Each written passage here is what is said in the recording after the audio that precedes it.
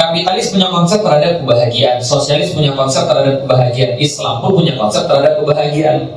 Bagaimana konsep kebahagiaan menurut kapitalis dan sosialis? Karena mereka tidak mengakui campur tangan adanya Tuhan di dunia ini, atau tidak mengakui campur tangan agama di kehidupan sosial, maka kehidupan mereka yang dinamakan bahagia tidak pernah dikaitkan dengan yang namanya Tuhan.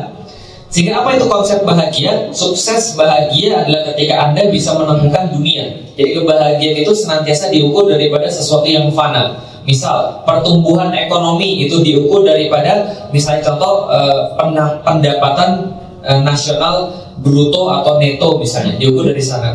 Pertumbuhan ekonomi diukur daripada ekspor impor, selisihnya berapa. Pertumbuhan masyarakat diukur dari mana. Nah, ini adalah kemudian cara-cara mereka untuk mengukur tadi. Artinya adalah apa? Mereka punya konsep terhadap kebahagiaan. Kalau orang Islam tidak. Kalau orang Islam mengukur ekonomi itu bukan berdasarkan berapa orang paling banyak pendapatannya. Rata-rata pendapatan itu orang-orang di Indonesia berapa? Enggak.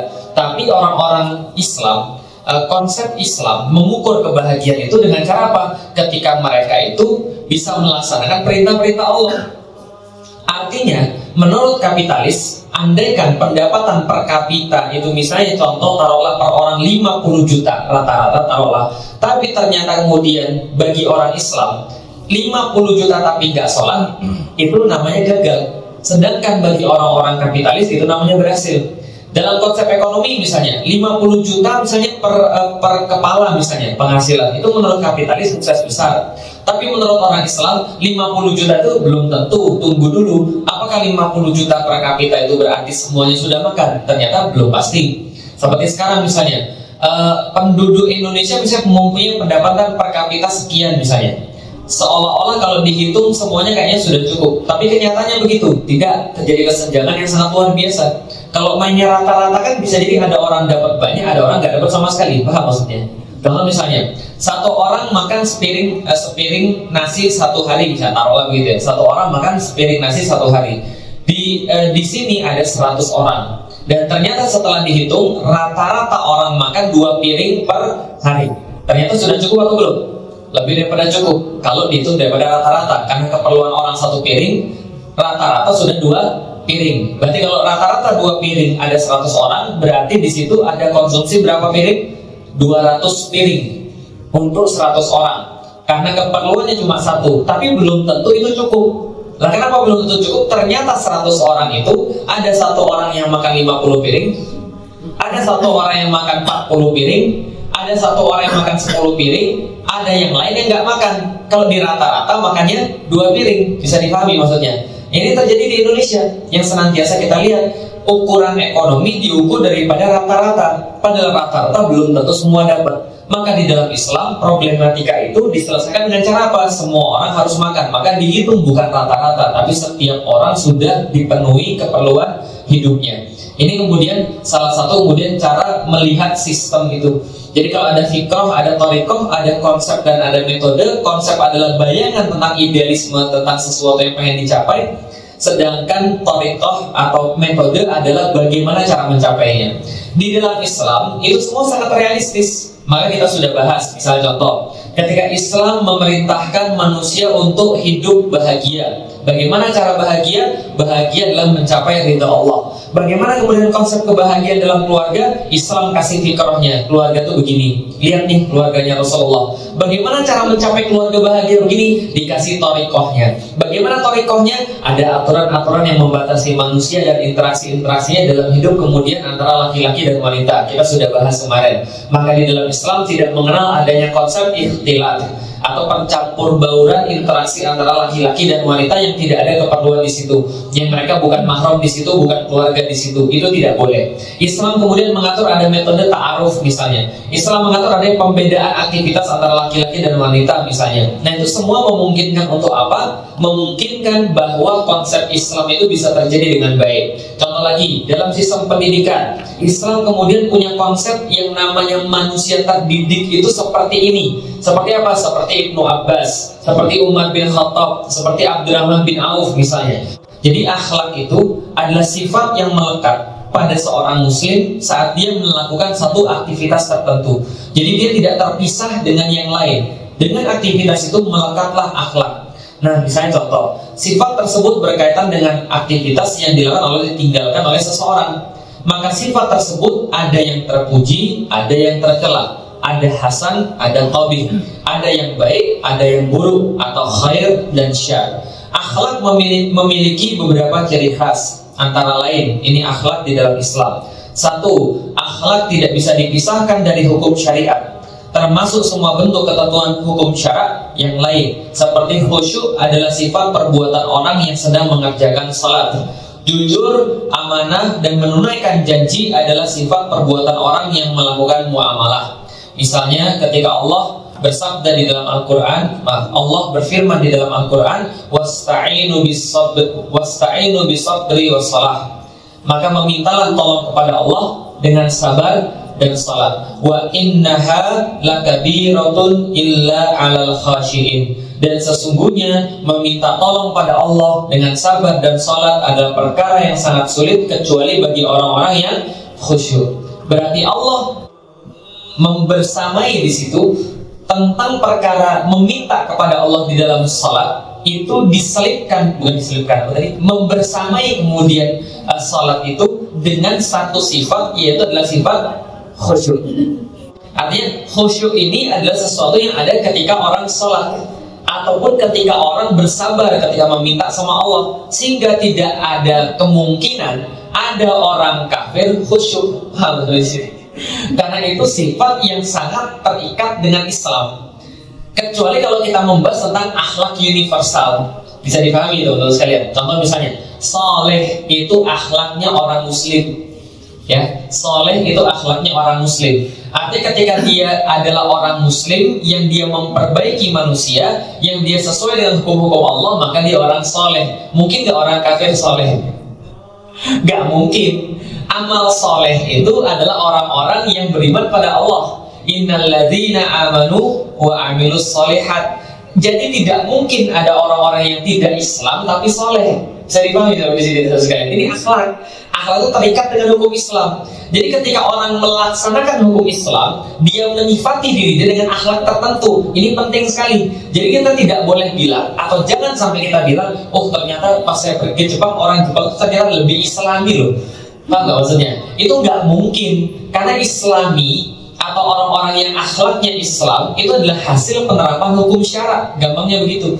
Jadi kalau ada orang sholat melaksanakan hukum syarak dengan benar, wasta'inu bisabri wassalah, maka minta tolonglah pada Allah dengan sabri, dengan sabar dan salat. Dan kemudian wa innaha lakabiratun ila 'alal khashiin. Dan kita tahu bahwa itu adalah perkara yang sangat berat kecuali bagi orang-orang yang khusyuk. Maka saat kita melakukan salat dengan benar, dengan sesuai syariat Islam, Allahu Akbar, kita laksanakan semuanya, wudu dengan baik, kemudian datang tepat pada waktunya, lalu kemudian datang ke masjid berjamaah. Kalau kita sudah laksanakan semua kemudian hukum-hukum Islam dan ketaatan-ketaatan itu, maka khusyuk adalah sesuatu yang mengikuti penerapan hukum syariat. Jadi nggak bisa dipisahkan dengan hukum syariat. Sholatnya sendiri, khusyuknya sendiri, itu nggak bisa. Tapi ada nggak orang yang sholat nggak khusyuk? Ada, karena dia lupa untuk mengerjakan syariat-syariat sebelum kemudian dia sholat atau ketika dia lagi sholat. Misalnya contoh, ketika ulama membahas tentang khusyuk, ketika kita sudah melakukan syariat, wudhu dengan baik misalnya, mengingat Allah dengan baik, membaca dan ngerti apa yang dibaca, tumakninah, tenang dalam membaca, maka khusyuk adalah kemudian akhlak yang mengikutinya. Ketika kita berdagang, kita jujur, itu adalah akhlak yang mengikuti perdagangan. Artinya tidak mungkin ada orang yang kemudian tidak melaksanakan hukum syarak lantas dia menemukan akhlak Islami. Tidak ada, kecuali kalau itu adalah hal-hal yang bersifat universal. Gitu kan ya, baik secara universal, jujur secara universal. Tapi di dalam Islam punya konsep akhlak jujur sendiri. Di dalam Islam jujur itu tidak selalu harus ngomong apa adanya. Gitu kan ya, tidak seperti kemudian jujur universal. Contoh lagi misalnya, secara universal bunuh orang itu tidak baik, itu akhlak universal namanya, atau sifat universal lah yang semua orang menganggap itu adalah sesuatu yang salah. Menggoda istri orang itu nggak baik, itu adalah akhlak universal atau sifat universal misalnya. Nah, tapi di dalam Islam ada yang namanya akhlak. Apa itu akhlak? Gampangnya hasil penerapan hukum syariat. Kenapa kita penting membahas ini? Supaya tidak terjebak pada kata-kata yang kayak tadi. Oh, dia itu memang bukan muslim tapi akhlaknya Islami. Dia itu bukan muslim tapi dia soleh. Bisa paham ya saya? Ya nggak mungkin orang soleh. Lah kenapa? Lah karena dia tidak menerapkan hukum syariat. Yang kedua, akhlak tidak didasarkan kepada illat. jujur, amanah, dan menunaikan janji diperintahkan semata-mata karena hukumnya wajib menurut syariat. Ya, yang kewajibannya telah ditentukan oleh nas, bukan disebabkan adanya ilat tertentu. Apa sih itu ilat? Oke, lihat yang kotak sebelah kiri. Ilat adalah alasan disyariatkannya hukum. Karena itu ilat didefinisikan dengan sifat yang relevan. Jadi gini, hukum syariat secara dilihat dari ilatnya itu ada dua. Satu yang punya ilat, yang kedua tidak punya ilat. Yang tidak punya ilat biasanya terkait dengan masalah-masalah ibadah tauqifiyah atau ibadah-ibadah mahdhah. Contoh, sholat subuh 2 rakaat itu nggak ada ilat. Nggak ada ilat. Ilat itu apa? Oke, gampangnya sesuatu yang menyebabkan hukum itu berlaku. Itu ilat. Sebab yang menyebabkan hukum itu berlaku, itu ilat. Berarti kalau tidak ada ilatnya, maka hukum tidak berlaku. Contoh, mu'alaf dapat zakat, berarti ilatnya mu'alaf. Kalau dia nggak mu'alaf, nggak dapat zakat. Saya mu'alaf enggak? Bukan. Kenapa? Karena mu'alaf itu yang perlu dibujuk. Kalau dia perlu dibujuk karena dia masih lemah keimanannya, atau kita merasa dia perlu dibujuk supaya dia masuk Islam, maka kita keluarkan bagi dia kita keluarkan bagi dia harta zakat. Karena ilatnya berlaku. Andai besok-besok ada orang yang baru masuk Islam, keislamannya belum kuat, dia dapat nggak harta zakat? Paham sampai sini? Bagi saya ilatnya sudah tidak ada, bagi orang lain ilatnya mungkin berlaku. Jadi kalau ilatnya muncul, maka berlaku satu hukum. Ilatnya hilang, maka hilang pula satu hukum. Saya dipahami sampai sini ya, itu adalah ilat namanya. Ilat itu adalah sesuatu yang menyebabkan satu hukum terjadi. Contoh, nih, ini kemudian Ustaz Hafiz memberikan satu contoh.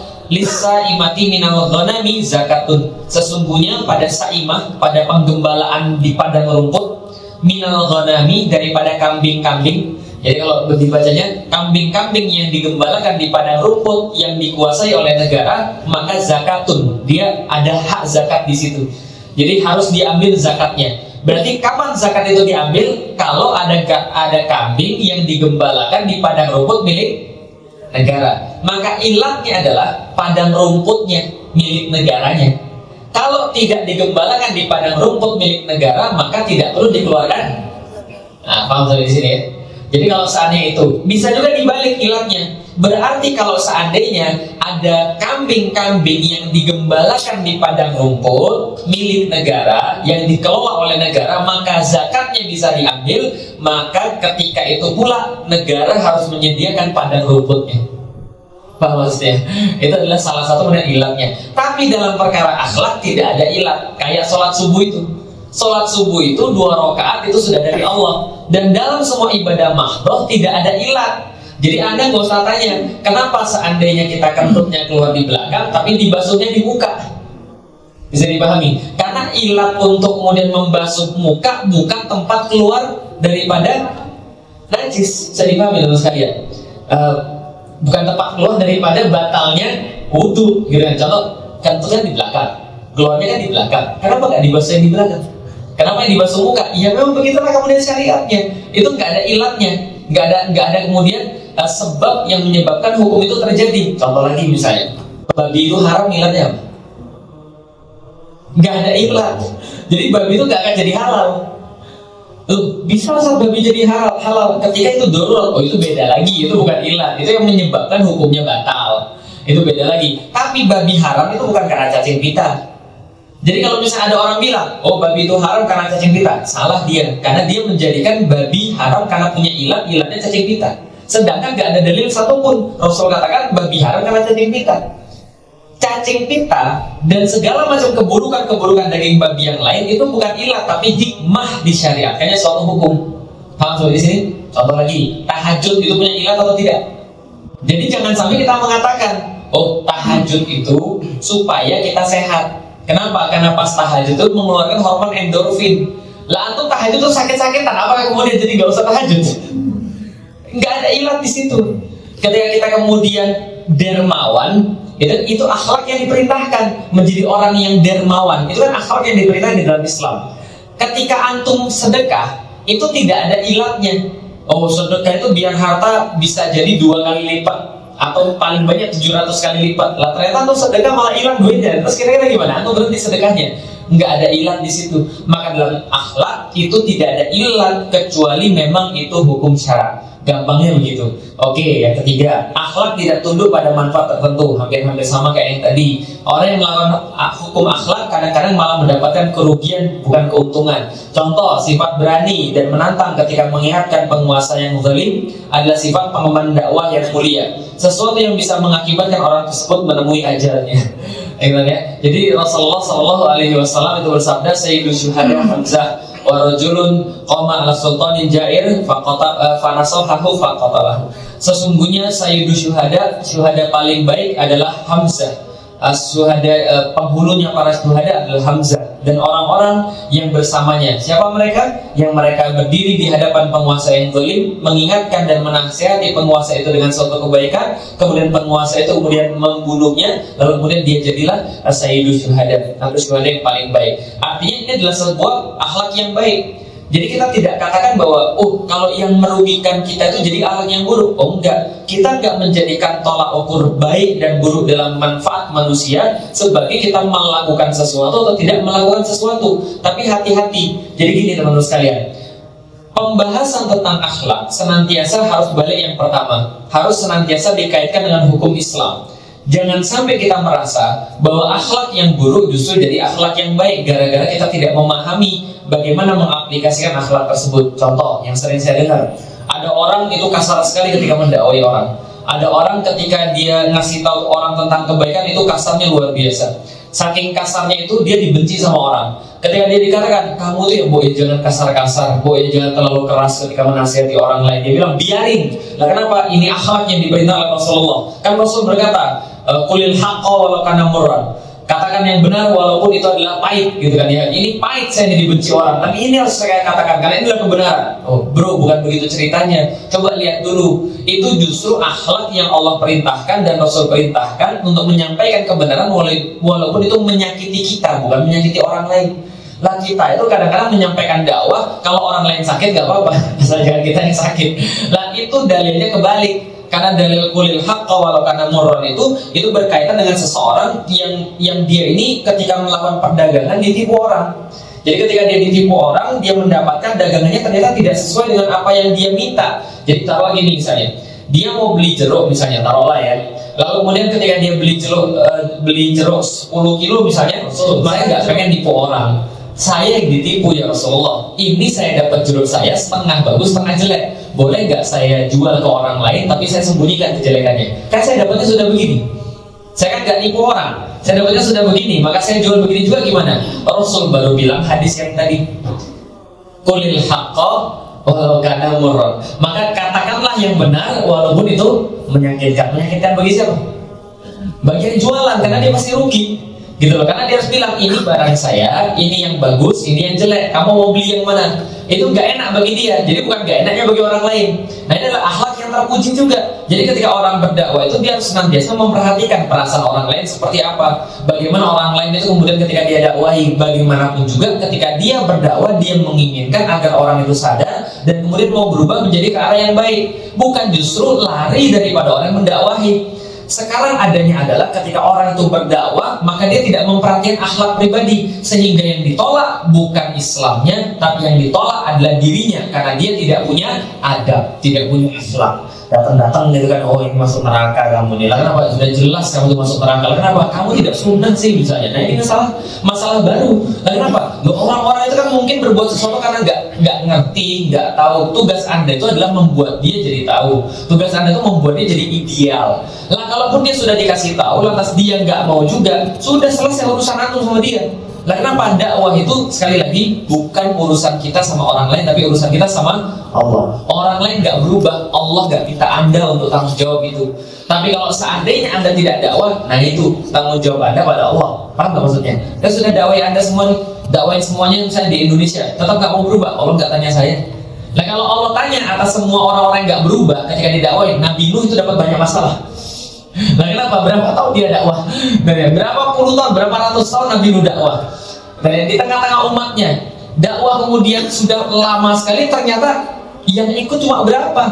kemudian bisa dihitung gitu kan ya. Artinya apa? Kalau seandainya dia dakwah banyak yang nolak, kemudian jadi masalah, berarti kemudian Nabi Nuh banyak masalah. Tapi untungnya tidak ya. Jadi akhlak adalah sesuatu yang kemudian bersifat hukum syara dan jangan dinilai daripada keuntungan ataupun kerugian. Yang keempat, akhlak sama seperti akidah. Akhlak merupakan tuntunan fitrah manusia. Memuliakan tamu dan membantu orang adalah yang memerlukan adalah sangat selaras dengan tuntunan fitrah manusia, yaitu gharizatul baqa. Khusyuk dan tawadhu juga selaras dengan tuntunan fitrah manusia, yaitu gharizatul tadayyun. Kasih sayang dan ketaatan juga sesuai dengan tuntunan fitrah manusia, yaitu gharizatul naum. Artinya dia bersifat fitrah. Artinya maksudnya gini, seharusnya, semestinya, selayaknya, seyogianya, kalau antum sudah punya akhlak yang baik, itu antum mesti disukai oleh manusia. Gampangnya begitu maksudnya. Jadi gini, kalau antum dakwah, lantas antum banyak dibenci orang, tunggu dulu, belum tentu antum benar. Paham gak maksudnya? Belum tentu antum benar. Tapi kalau antum dakwah dibenci sama manusia, tunggu dulu, antum juga belum tentu salah. Paham gak maksudnya? Jadi orang yang dakwah dibenci oleh manusia belum tentu benar, belum tentu salah. Tugas kita introspeksi, kita sesuai dengan akhlak Rasulullah atau belum. Lalu introspeksi juga, kita menyampaikan sesuatu benar atau tidak. Introspeksi kita baik atau tidak. Tapi sefitrah-fitrahnya, ketika kita kemudian mempunyai akhlak, minimal orang pasti suka. Contoh, siapa sih yang gak suka orang jujur? Pencuri aja gak senang dibohongi. Alhamdulillah sekalian. Namanya tukang tipu aja gak senang ditipu. Kenapa? Karena itu fitrah pada diri manusia. Fitrah pada diri manusia tidak senang orang yang sombong, tidak senang orang-orang yang kemudian banyak ngomong yang berlebihan. Artinya dia punya makom segini tapi ngomongnya segitu. Saya sudah bilang, tawadu itu apa sih? Tawadu itu artinya wadoa, meletakkan sesuatu. Artinya dia meletakkan sesuatu pada posisinya. Senantiasa tawadu itu berkaitan dengan makom. Makom itu apa? Posisi kita di mana. Jadi bertindaklah seperti posisi kita. Kalau kita bertindak seperti posisi kita, maka itulah namanya tawadu. Karena kalau ada orang bertindak tidak sesuai dengan posisinya, ini yang dikatakan orang-orang yang sombong. Dan manusia tidak ada yang suka yang sombong. Maka tawadu ini sesuai dengan kemudian fitrah manusia. Khusyuk itu sesuai dengan fitrah manusia. Menyukai orang yang ramah itu sesuai dengan fitrah manusia, gitu ya. Dengan melaksanakan hukum-hukum tentang akhlak, seorang muslim akan memiliki kepribadian yang kuat dan mulia. Seorang muslim juga akan senantiasa penuh dengan kasih sayang ketika memperlakukan sesama makhluk, tetapi keras dan tegas kepada musuh-musuh Islam dan orang-orang yang selalu berbuat kerusakan. Dan sifat yang kayak begini nggak akan terjadi kecuali pada orang-orang muslim. Coba lihat. Kadang-kadang kalau misalnya psikolog membahas tentang Umar bin Khattab, itu mungkin yang membahas ini orang dua kepribadian. Lah kenapa? Ada pada suatu saat sangat kasar sekali, sangat tegas sekali, sangat keras sekali. Ada sisi yang lain sangat melankolis. Paham maksudnya? Ngelihat kemudian keledai, mikirin manusia, saking stresnya terucap. Andaikan keledai ada yang kepleset di jalanan Irak sana, itu saya takut nanti akan dimintai pertanggungjawaban oleh Allah. Allah akan tanya pada saya, Umar, kenapa kamu gak bikin jalan yang rata? Kan itu kan ya? Itu kemudian Umar saking melankolisnya, kita nggak tahu apa yang dipikirin. Saya pikir ini, udahlah keledai di Irak pula, padahal dia ngurus manusia di Madinah. Madinah ke Irak kan jauhnya luar biasa. Tapi dia mikirin sampai ke sana. Dan di sini injek-injek mati dibilang sakit ayam, gitu kan ya. Ini masalah besar. Paham nggak maksudnya kira-kira? Ini nggak ada sama sekali akhlak tadi. Nah, kalau dia membahas tentang itu, kayaknya kok sangat melankolis sekali. Tapi di sisi yang lain ada cerita. Siapa yang besok mau jadi anaknya yatim, kemudian istri jadi janda, gitu kan ya, atau tidak lagi lihat bapaknya, gitu kan ya. Besok tunggu Umar mau hijrah, gitu kan ya. Siapa yang mau ngelawan, tunggu saya di depan. Ini saya buat anaknya jadi yatim, istri jadi janda. Ini malah dimatiin maksudnya, gitu kan ya. Nah, ini adalah ketegasan Umar. Nah, tapi Umar ini ketika satu hal sangat tegas, di sisi yang lain sangat kemudian lembut sekali. Nah, kenapa bisa begitu? Tergantung penyikapannya. Bagaimana dia jadi manusia itu hawa nafsunya tunduk terhadap perintah Allah. Jadi kalau Allah bilang ini harus disukai, dia sukai. Ketika ini harus dibenci, ini dibenci sama dia. Maka saya senantiasa bilang gini, bagaimana mungkin ada orang yang benci pada babi, tapi nggak benci pada pacaran misalnya? Padahal itu sama-sama aktivitas maksiat. Tahu bro sekalian, harusnya dia benci juga. Lah kenapa? Lihat babi, jijik banget bro, jangan ngomongin babi deh. Lah tapi dia udah ngomongin pacarannya nggak halal. Maksudnya kira-kira. Padahal dia sama-sama dilarang Allah. Nah, seorang muslim itu kebenciannya bukan pada aktivitasnya, tapi pada apa yang Allah tunjukkan ini salah dan apa yang Allah tunjukkan ini tidak boleh. Dan kecintaan dia itu bukan semata-mata karena kemudian aktivitasnya, dan bukan semata-mata pada orangnya, tapi apa yang dibilang Allah halal dan apa yang dibilang Allah boleh. Contoh misalnya, ketika seorang wanita itu sudah dihalalkan dengan cara pernikahan, dia akan mencintai perempuan itu. Nah, makanya seringkali ada yang bilang, oh nikah itu gak perlu cinta, yang penting mau taat gitu ya. Nanti kalau sudah mau taat, yang kita nikah itu yang kita cintai. Nah, kenapa? Karena itu dihalalkan untuk dicintai oleh Allah. Karena ada yang tidak dihalalkan untuk dicintai. Paham gak kira saya?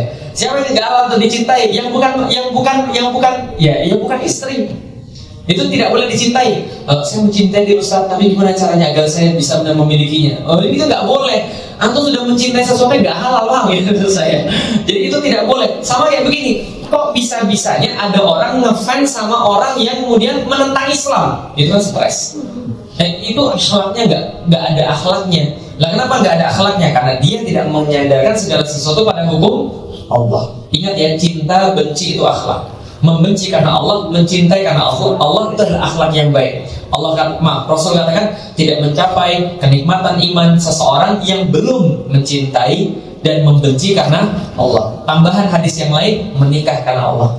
Jadi membenci karena Allah, mencintai karena Allah, menikah karena Allah. Itu kemudian mendapatkan kenikmatan halawatul iman, kemanisan iman, gitu kan ya. Pernah makan yang manis-manis? Pernah makan yang manis-manis? Nah, iman itu juga ada yang manis-manis. Nah, itu baru bisa didapatkan ketika dia bisa membenci karena Allah dan mencintai karena Allah. Termasuk membenci musuh-musuh Allah karena mereka menentang Allah, dan mencintai pengemban-pengemban dakwahnya atau mencintai orang-orang yang mencintai Allah. Baik, itu adalah tentang akhlak. Oke, bagaimana dengan cara kemudian yang menghantarkan tadi? Karena tadi di paragraf awal ada aktivitasnya, sifatnya, ada yang menghantarkan atau wasilahnya. Nah, ini wasilahnya. Hukum-hukum tentang pakaian, yaitu wasilah yang menghantarkan kita pada akhlak yang baik. Hukum Islam tentang pakaian adalah hukum-hukum yang membahas tentang benda, bukan membahas tentang perbuatan. Pakaian merupakan sesuatu yang digunakan oleh seseorang untuk menutup auratnya, maka pakaian adalah bendanya, sedang menutup aurat adalah aktivitasnya.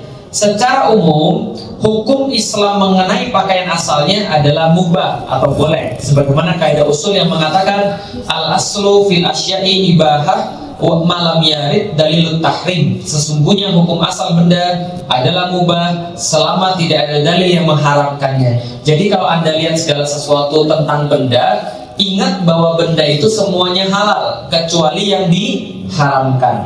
Artinya contoh, kalau Allah tidak pernah mengharamkan berarti halal. Ini hukum memakan buah-buahan di hutan, atau ketemu satu buah-buahan misalnya, boleh nggak dimakan Ustaz? Ya kalau misalnya Allah tidak melarang ya boleh, gitu kan ya. Ada nggak buah yang dilarang oleh Allah?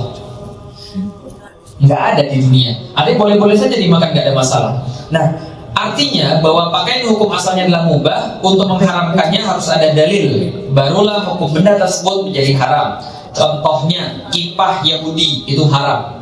Yang di atas gaung itu loh, yang topi Yahudi itu haram. Lah kenapa? Karena menyerupai orang Yahudi, nggak boleh. Salib Kristen tidak boleh dipakai. Lah kenapa? Rasul pernah menegur Adi bin Hatim yang pakai salib dari emas. Sudah pakai salib emas pula, sudah emas salib pula. Padahal laki-laki tidak boleh pakai emas. Jelas ya? Jadi kalau ada yang masih pakai emas, laki-laki nggak pakai emas.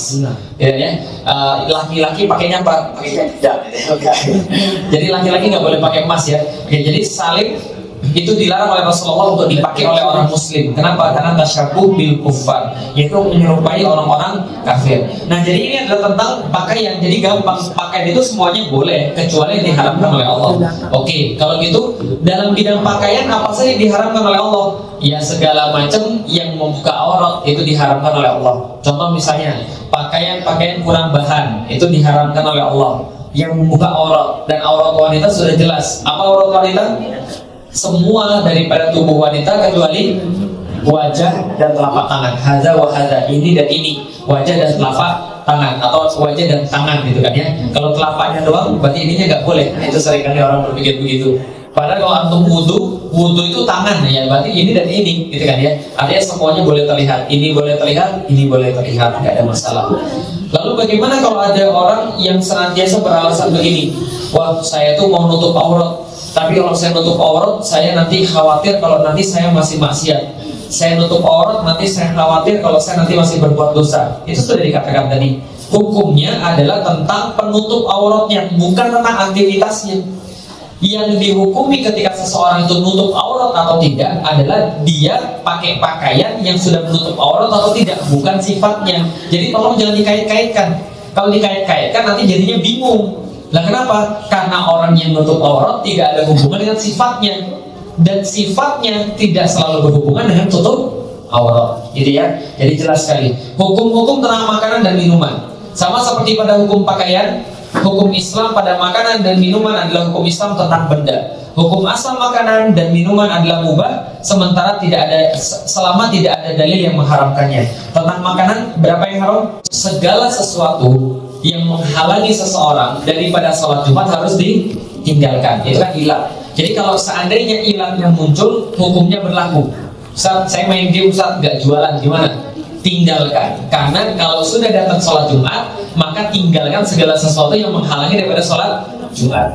Kalau andaikan ketika waktu sholat Jumat ada orang laki-laki yang jualan makan, sedangkan seorang wanita yang nggak sholat Jumat perlu untuk makan, boleh nggak untuk beli ke sana? Maka kalau yang saya dapatkan adalah dia tidak boleh membantu di situ untuk terjadinya kemaksiatan. Artinya ketika dia beli di situ minimal dia harus nasihatin, kamu laki-laki atau perempuan? Oh saya laki-laki, kenapa kamu nggak sholat Jumat? Oh saya lagi haid, misalnya begitu. Ya, dia harus mengingatkan minimal, gitu kan ya. Tapi dia tidak boleh kemudian untuk membuat orang itu seolah-olah legitimate untuk melakukan sesuatu. Makanya kalau seandainya istri saya itu kalau pas Jumatan seringkali ya, misalnya contoh aktivitasnya nunggu Jumatan. Dari situ orang-orang muncul, Ustaz, apakah kalau orang yang perempuan kalau pas hari Jumat harus menunggu yang cowok-cowok sholat Jumat dulu selesai baru kita boleh sholat? Oh tidak, sholat itu kalau sudah dapat waktunya zuhur ya boleh sholat, nggak ada masalah. Nggak harus nunggu laki-laki sholat Jumat dulu. Kalau aktivitas seyogianya nunggu. Lah kenapa nunggu? Karena kalau misalnya Anda keluar terus nanti tukang angkotnya misalnya contoh laki-laki, ya Anda harus nasihati dia. Gitu kan ya. Kalau darurat gimana, Sat? Ya kalau darurat mau ngomong apa lagi? Gitu kan ya, kalau darurat itu sudah beda lagi ceritanya. Hanya saja ya inilah memang kehidupan di dalam sistem yang bukan Islam, kita senantiasa kan dihadapkan pada hal-hal yang seperti itu. Gitu kan ya, kita kadang-kadang nggak bisa dihindari untuk menemukan yang kayak tadi. Contoh misalnya kita pergi ke airport, kita musafir boleh misalnya untuk meninggalkan sholat Jumat dan diganti sholat zuhur misalnya. Tapi kita menemukan orang-orang di sana pada nggak sholat Jumat misalnya. Nah bagaimana hukumnya? Itu masalahnya. Karena kalau nanti di dalam Islam, orang-orang yang memang tidak bisa meninggalkan aktivitas yang seperti dokter, suster, penjaga IGD, polisi, satpam, apalagi ATC dan sebagainya, mereka akan dikasih waktu khusus untuk sholat setelah orang-orang lain sholat dan digantikan shift mereka. Bagaimana hukumnya kita mempelajari agama lain atau mempelajari pemikiran-pemikiran agama lain? Hukumnya ya mubah, karena mempelajari itu ya boleh-boleh saja. Mempelajari kapitalis ya boleh, mempelajari sosialis ya boleh. Hanya saja, ini ada hanyanya, hanya begini. Yang dikhawatirkan adalah pemikiran itu kan jadi ketika masuk di sini, itu kan berkembang tuh. Lah kalau kita tidak punya, di sini kita nggak punya isi dulu, yang kita pelajarin agamanya dulu yang berkembang di situ. Makanya jangan heran kalau ada orang-orang yang disekolahkan di luar negeri, di negeri-negeri orang-orang yang bukan muslim itu, yang mereka sangat kental pemikiran-pemikiran dan pemikiran-pemikiran yang selain Islam, maka pulang dia ke misalnya Indonesia, dia bawa pemikiran-pemikiran yang itu, bukan bawa lagi pemikiran Islam. Kayak kemarin ketika saya ketemu mahasiswa, jurusan apa? Jurusan tafsir, tapi tafsir kontemporer. Wah ini mulai. Yang dijadiin pelajaran siapa? Yang dia belajar orang ini disebut. Oh gitu ya. Lulusnya dari mana lulusnya? Dari Amerika. Bagus. Nah, maksud saya nggak mengklaim semua orang-orang Amerika salah ketika mengajarkan Islam. Tapi kalau Anda belajar dari orang non Muslim, Anda sudah pasti bermasalah. Belajar Islam tapi dari non Muslim, paham menurut saya? Anda mau belajar apa?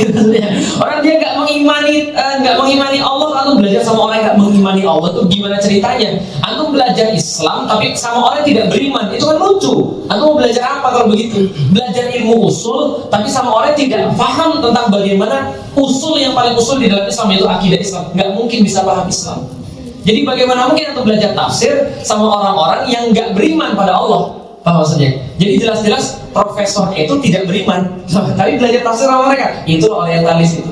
Nah, maksud saya ketika dalam kasus ini adalah kalau Anda memang sudah punya basic pemikiran Islam, maka nggak ada masalah untuk mempelajari kemudian agama yang lain. Untuk kemudian satu, mengetahui, oh ternyata agama kita memang luar biasa ya, gitu kan ya, itu boleh, nggak ada masalah. Arkeolog mempelajari peninggalan di masa lalu, nggak ada masalah selama dia masih punya basic Islami. Nah, hanya saja kalau ada hukum-hukum tertentu ya memang harus diaplikasikan. Contoh misalnya menjadi arkeolog candi-candi bisa seperti apa? Ya kalau dia cuma arkeolog doang nggak ada masalah. Tapi kalau masih dipakai tempat itu sebagai tempat ibadah, maka kita tidak boleh beraktivitas di situ.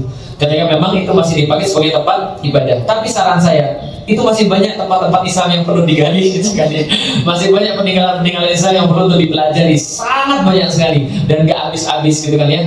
Yang saya cari aja baru sampai kulit-kulitnya. Padahal itu adalah peradaban yang masih ada di atas tanah, bukan yang sudah di bawah tanah gitu kan ya.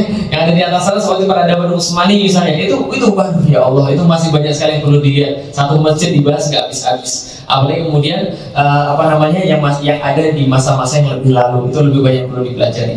Orang pergi ke pasar itu dengan pakaian pasar, tidak mungkin dengan pakaian kerja. Pernah nggak lihat orang pergi ke pasar pakai kemeja putih bersih, pakai dasi, sepatu pantopel yang sudah mengkilat? Kira-kira kalau dia pergi ke pasar tradisional pakai baju kayak gitu gimana kira-kira? Ini pasti orang gila nyasar ini. Nah kenapa? Karena dia pasti kotor di situ.